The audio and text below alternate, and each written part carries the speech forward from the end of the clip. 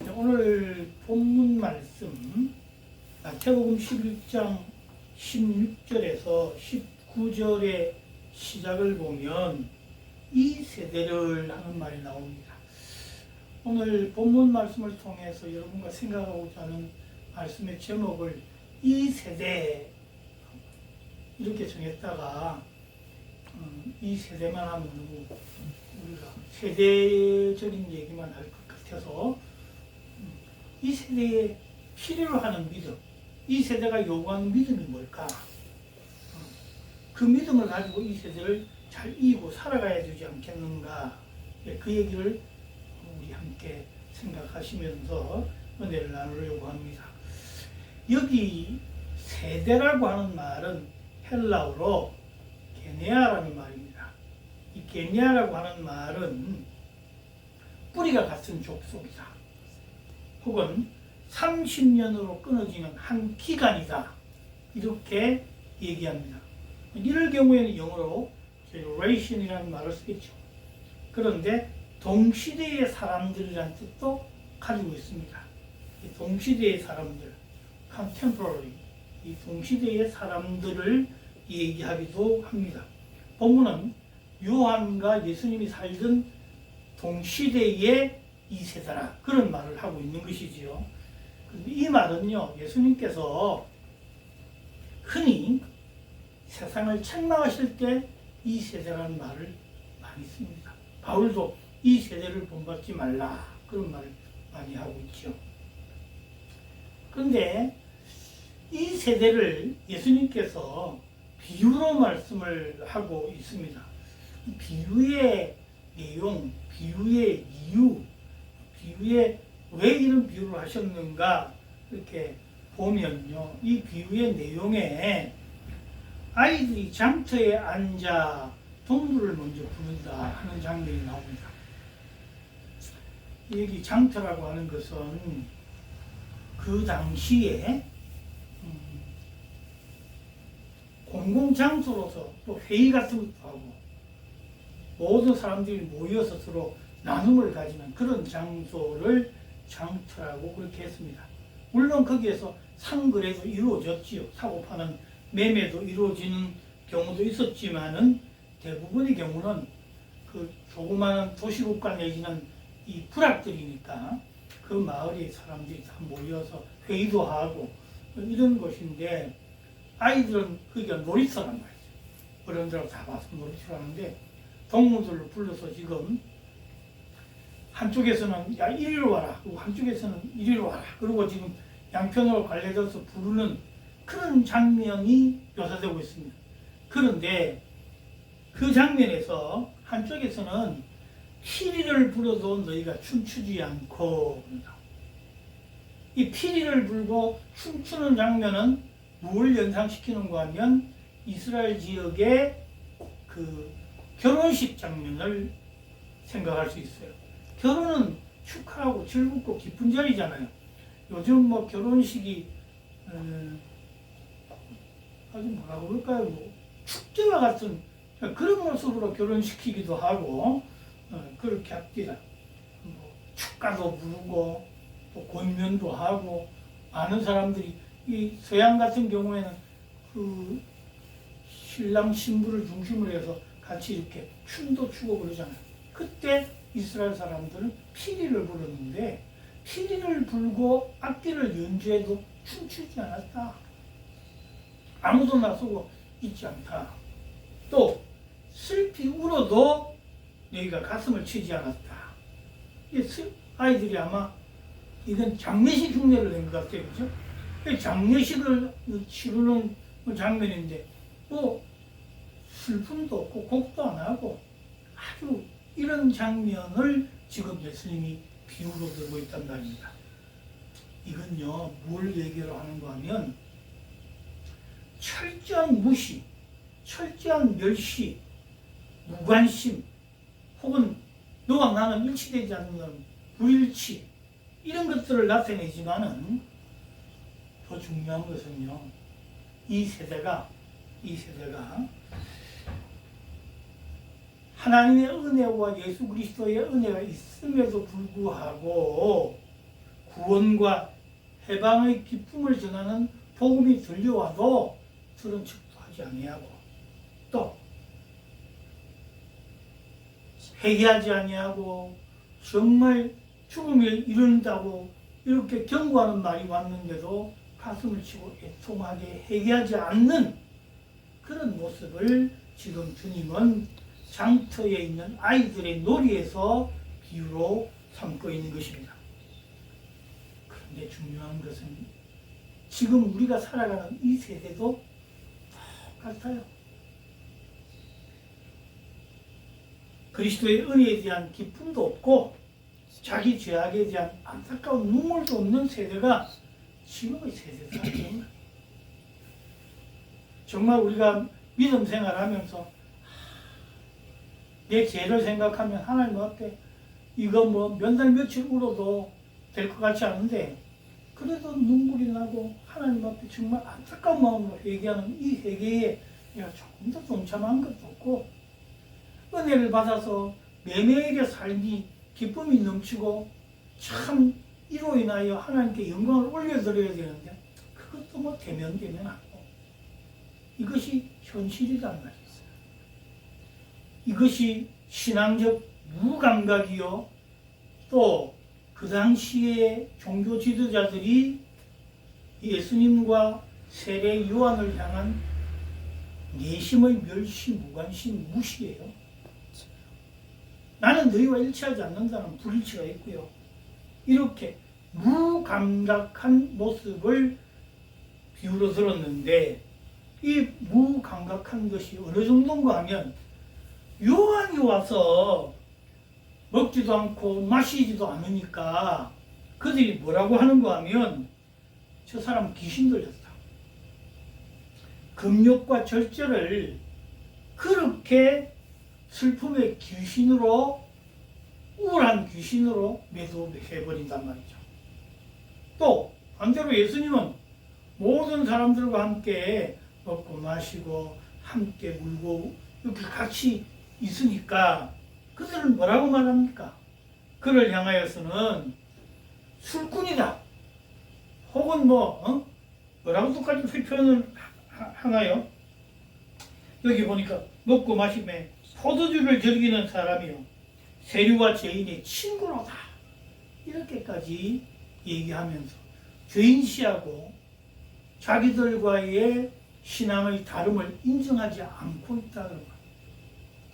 예수님은 우리를 죄인된 자들의 자리에서 구원하여 함께 나누기를 즐겨하시고자 이렇게 오셨는데 이걸 그렇게 바라보지 않고 정말 이 세대가요 그때나 지금이나 얼마나 악한지 교회 안에서나 교회 바깥에서나 이게 정말 신앙인으로서 살아가는 건지 어떤 분은 신앙인이 아니고 정치인 같기도 하고 어떤 분은 또 뭐 신앙인이 아니고 그저 시종 잡배와 같은 똑같은 모습이고 교회 안에서는 점잖고 그런 것 같은데 나가면 입이 그냥 아주 참 뭐라고 말할 수 없는 그런 사람이고 행동거지 하나가 그렇고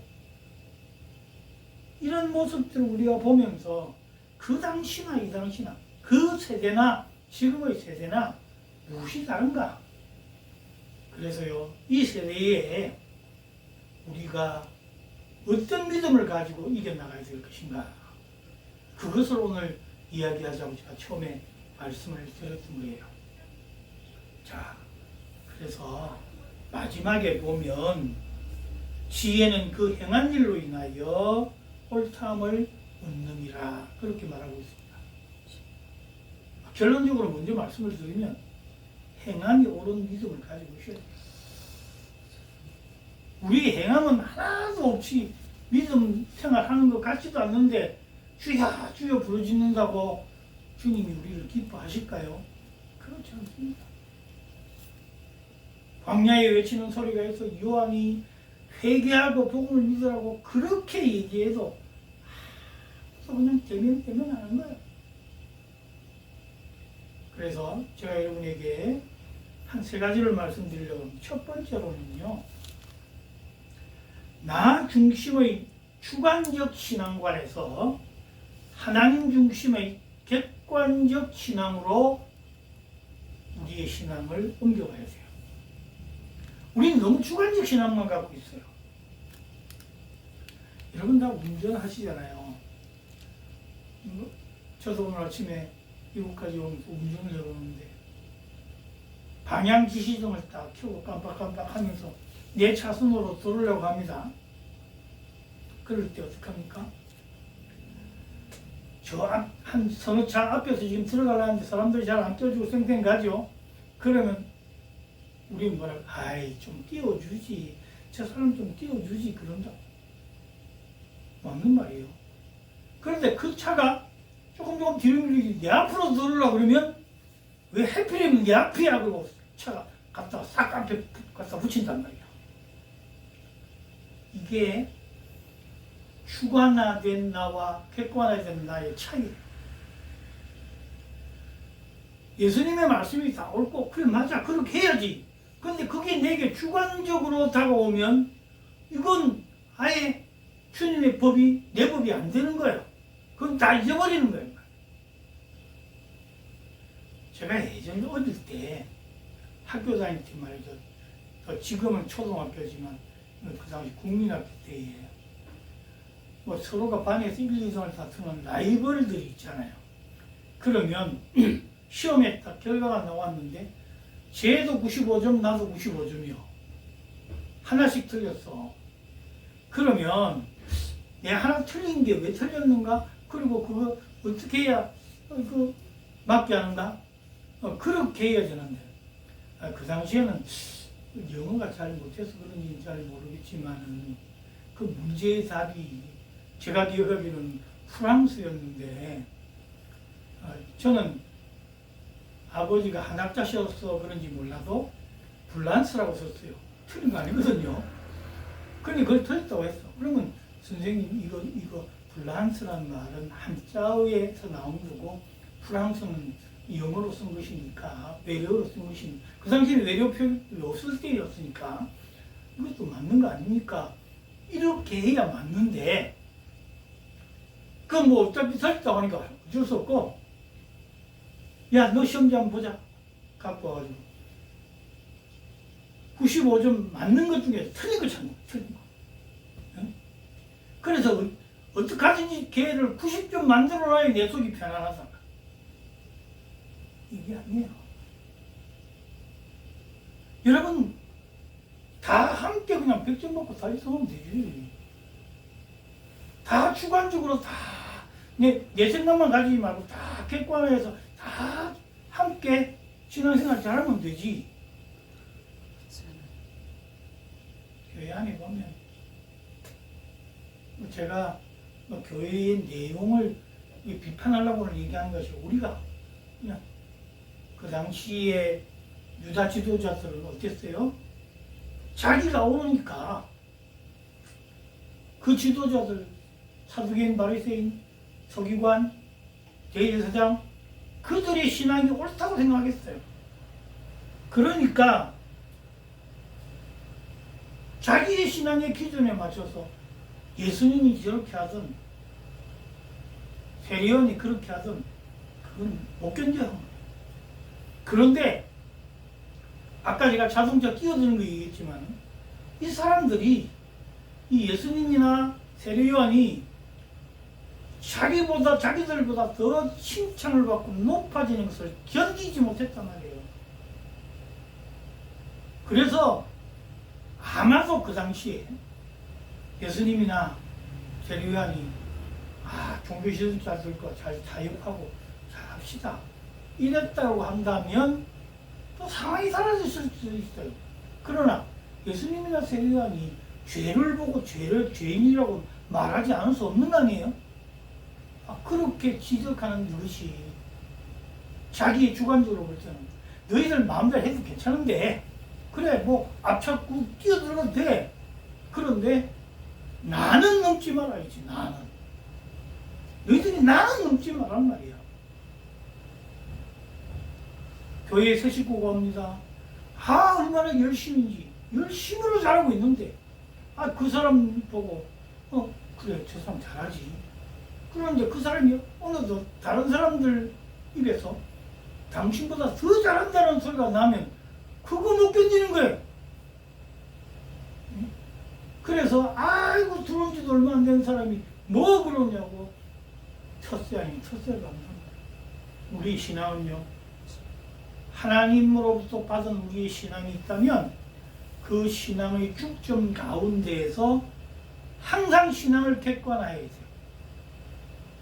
그래서 똑같은 기준 하에서 하나님을 잘 섬기고 나아가는 신앙을 견지하시기를 바랍니다. 신앙에는요, 열등의식도 우울감도 있어서는 안 되는 거예요. 누가 누구를 잘한다고 누가 누구를 못한다고 이유가 없는 거예요. 어떤 의미에서는 모두가 다 잘하고 있는 것입니다. 모두가 다 신앙생활하는데 열심을 내는 것입니다. 이것이 되어야죠.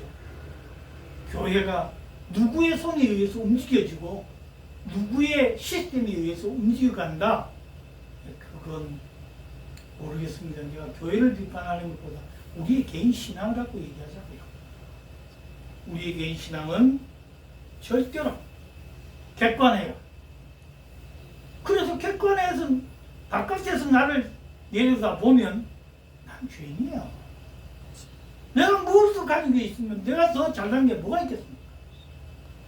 이거 깨달아서 우리의 신앙은 항상 객관화하십시오. 말씀이 딱 오면 그 말씀을 객관화해서 받아들이시기를 축복합니다. 두 번째로는 하나님의 말씀을 열린 마음으로 받아들이는 믿음을 가져요. 하나님의 말씀을 받을 때 편협하게 내게 좋은 말씀이면 오케이, 내가 조금 거슬리는 말씀이면 노. 그래서 하나님의 임하심이 우리에게 늘 임하고 있는 것처럼 생각이 될 때는 yes. 그런데 하나님의 일하심이 내 뜻하고 조금 다를 때는 no. 그래서는 안 된다는 것입니다. 우리의 기대와 우리의 희망과 하나님의 일하심이 조금 달라진다고 할 때에 그럴 때 우리는 비판하거나 거부할 때가 종종 일어납니다. 복음에 대한 열린 마음으로 반응해서 하나님의 뜻을 이해하려는 겸손한 태도가 우리에게는 요구되고 있습니다.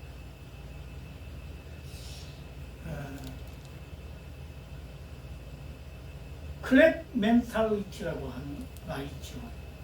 클랩 시오리라고도 하는데 이거는 개 이론이에요. 개가요. 우리가 이 넓적한 이런 항아리 같은 데다 개를 이렇게 막 담아놨어요. 그럼 이 개가요, 그 개 중에 한 마리 이렇게 밖으로 탈출해서 나가려고 하는 개가 있단 말이에요. 그러면 이 개들이요, 다 모여있는 개들이요, 그 못 나가게 쫙 당긴다. 이게 클랩 멘탈리티인데 꼭 그렇게 쫙 당겨요. 그래서 다 함께 몰살하는 거야. 다 함께 나중에 주인의 음식이 되는 것이지만 우리가 남을 자꾸 깎아내리고 아까처럼 내가 최고 성적을 가지고 있어야 된다. 그러다 보면요, 다 하향 평준화되는 거예요. 다 끄집어내는 거예요. 올라 탈출해서 나가면 쫄쫄쫄 따라나가면 다 탈출할 수 있을 텐데, 여러분 개 맛있게 드시지만 그 개 갖고는 못된 습관을 가지고 있어요. 우리가 하나님의 뜻을 이해하려는 겸손한 태도를 가지고 우리도 그 말씀이 주 사람 이렇게 하면 그래 잘하니까 따라가야죠. 쫄쫄 따라가야 되는데 좋은 것을 안 따라가. 왜 영창은 잘난다고 그래요. 다 끄집내려가지고 다 함께 죽자는 거예요. 여러분, 우리 요즘 세대 보면 악플로 있지, 악플로. 응? 또 가장 무시무시한 질투 말이에요. 투기. 이거 신앙생활 속에서는 다 버리셔야 돼요. 하나님의 말씀을 열린 마음으로 받아들이십시오. 그 축복이 있기를 다시 한번 권면합니다. 마지막 세 번째로는요, 사랑과 겸손으로 행해서 옳다함을 받는 믿음이 되어야 돼요. 오늘 지혜는 그 행한 일로 인하여 옳다함을 얻느니라, 그렇게 말씀하셨잖아요. 저는 이 말씀을 생각할 때마다 마가복음 14장에 한 여인이 항유옥합을 예수님께 부었던 사건을 떠올립니다. 이 사건에서 가룟 유다가 뭐라고 그래요? 본격을 맡은 자로서, 야, 그 비싼 향유를 왜 쓸데없이 예수님에게 혼자 부어가지고 그러느냐? 그 팔아서 가난한 사람들에게 나눠줄 수 있는 만큼 큰 돈의 향유인데 그걸 왜 예수님께 붓느냐? 그러면서 구박하잖아요. 그때 성경을 여러분 자세히 보시면 이 한 여인은 아무 말하지 않습니다. 그저 계속 눈물로 씻어내고 향유를 자기의 머릿속에 닦는 그런 모습을 보여요. 왜일까요? 저는요, 이거 왜일까요를 한번 생각해 봤어요. 그 여인은 예수님을 그냥 사랑한 거예요. 사랑한다는 것에 무슨 문제가 있으면 무슨 이유가 있고 무슨 조건이 있어요.